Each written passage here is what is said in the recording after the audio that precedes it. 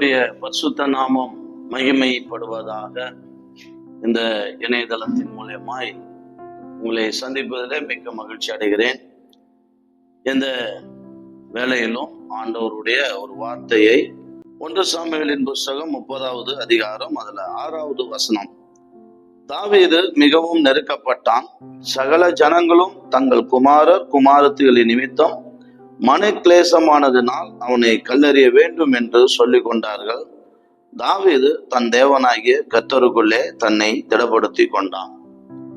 இதை கேட்கிற அருமையான சகோதர சகோதரிகளே, ஆண்டவருடைய வார்த்தை இவ்வாறாக சொல்லப்பட்டு இருக்கிறது.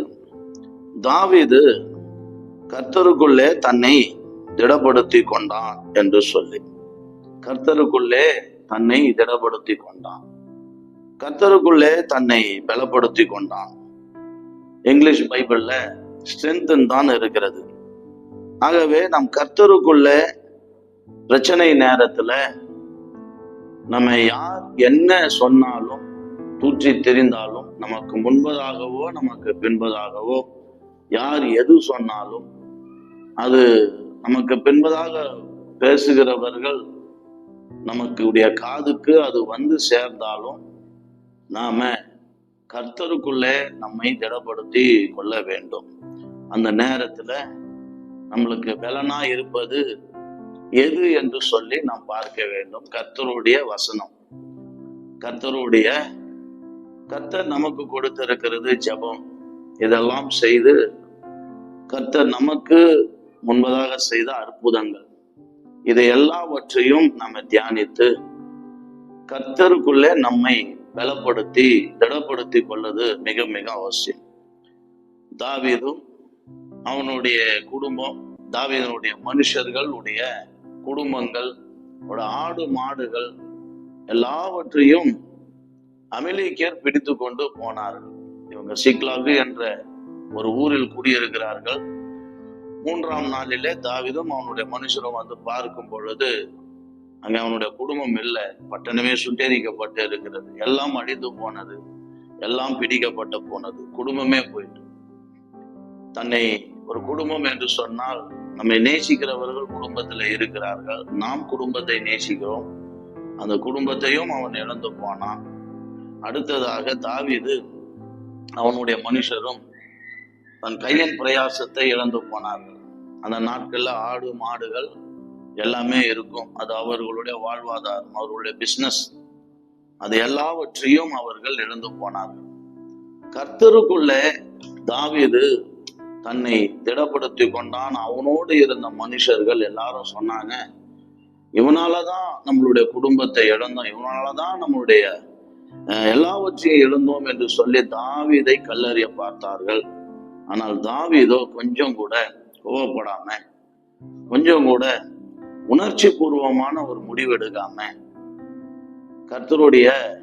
கர்த்தருக்குள்ளே தன்னை திடப்படுத்த ஏபோத்தை கொண்டு வர சொல்லுகிறார். தேவனிடத்துல விசாரிக்கிறார், தேவன் அவருக்கு மறுமொழி கொடுக்கிறார். ஆகவே ஆண்டவருடைய வார்த்தை வருகிறது, நீ போ, அதை பிடித்துக்கொள், நீ சகலத்தையும் திருப்பிக் கொள்வாய் என்று சொல்லி. இந்த ஆண்டுல இந்த 2வது மாதத்துல நாம் இருக்கிறோம். கர்த்தருக்கு ஸ்தோத்திரம்.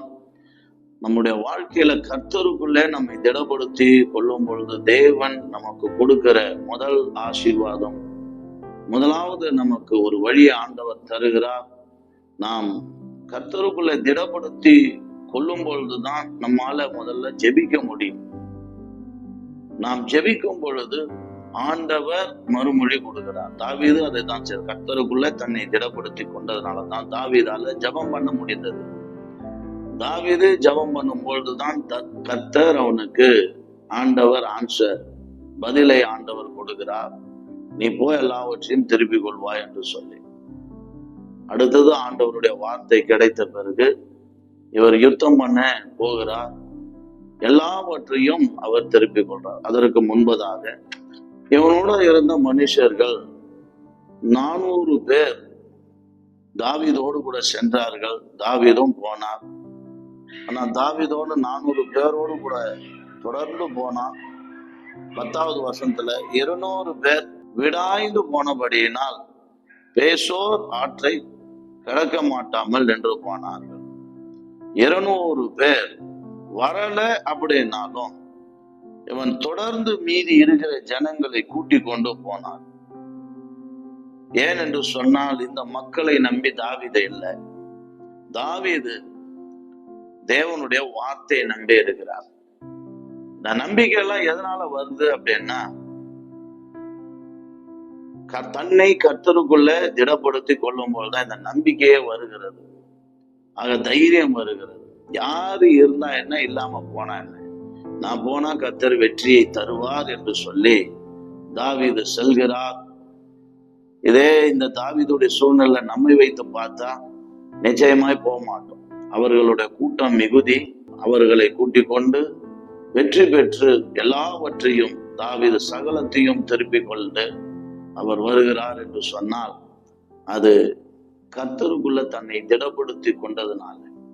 ஆக கர்த்தருக்குள்ள எந்த பிரச்சனையா இருந்தாலும், போராட்டமா இருந்தாலும், யார் என்ன சொன்னாலும், சூழ்நிலை நமக்கு பாதகமா இருந்தாலும், எது இல்லாமல் போனாலும், கர்த்தர் என்னை ரட்சித்தார், கர்த்தர் எனக்கு வாக்குத்தத்தம் கொடுத்தார், கர்த்தர் என்னை ஆசீர்வதிப்பார், கர்த்தர் என்னை பலப்படுத்துவார் என்று சொல்லி நம் கர்த்தருக்குள்ள நம்மை திடப்படுத்தி கொள்ளுவோம்.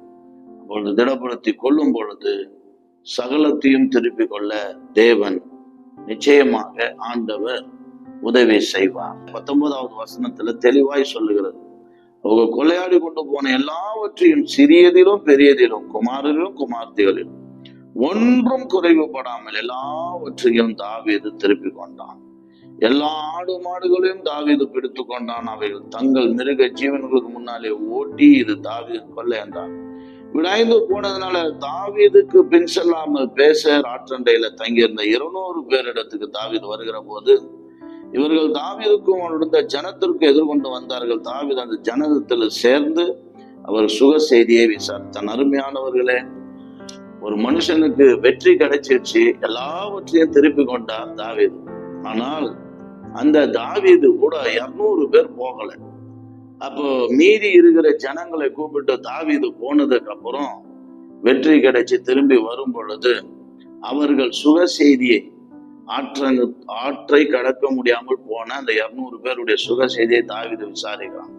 கொஞ்சம் யோசிச்சு பார்த்தா, யார் விசாரிக்கணும்? யுத்தத்துக்கு போனவங்க தான் விசாரிக்கணும். எப்படி இருந்தது யுத்தம், எப்படி இருக்கிறீங்க, யாராவது இறந்தாங்களா, என்ன எப்படியெல்லாம் இருந்தது, எதிரிகள்ல எத்தனை பேர் விழுந்தாங்க, இதெல்லாம் கேட்பாங்க. ஆனால் தாவீது அவர்களை விசாரித்தான். எல்லாரும் சொன்னாங்க அவங்களுக்கு எந்த ஒரு கிஃப்டும் கொடுக்க கூடாது, கொள்ளையாடிட்டு வந்த எதையும் கொடுக்க கூடாது. ஆனா தாவீதோ எல்லாம் பங்கிட்டு எல்லாருக்கும் பங்கு போட்டு தாவீது என்ன செய்தார், கொடுத்தார். இது தாவீதனுடைய அவருக்குள்ள இருந்த நல்ல கேரக்டர். இது எதனால வந்ததுன்னா, கர்த்தருக்குள்ளே தன்னை திடப்படுத்தி கொள்ளும் போதுதான் இப்படிப்பட்ட ஒரு நல்ல சுபாவம் வந்தது. ஆகவே தேவன் உங்களை ஆசீர்வதிப்பாராக. கர்த்தருக்குள்ள தன்னை திடப்படுத்தி கொள்ளுவோம். நம்மளுடைய சுபாவமே, கேரக்டரே மாறும். எல்லாவற்றையும் திருப்பிக் கொள்ள தேவன் நிச்சயமாய் உதவி செய்ய வல்லவராயிருக்கிறார்.